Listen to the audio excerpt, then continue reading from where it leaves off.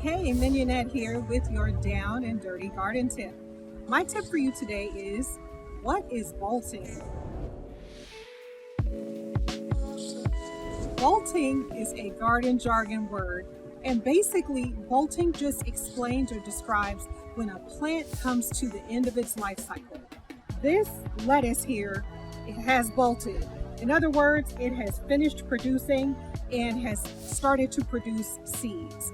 Now, lettuces and other leafy plants will usually produce flowers, and those flowers will produce seeds. And of course, you use those seeds to replant and keep that species going. It's how the plant gives something back in the end of its life process.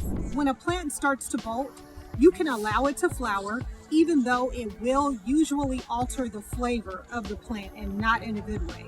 But the good news is that pollinators like bees and wasps love the flowers from a bolted plant, and so you can allow it to flower, or you can pull it out of the ground, compost it, and make room for whatever is next in your garden. If this garden tip is helpful, head over to Amphy and sign up for my gardening classes so that I can be part of your gardening journey. Happy growing!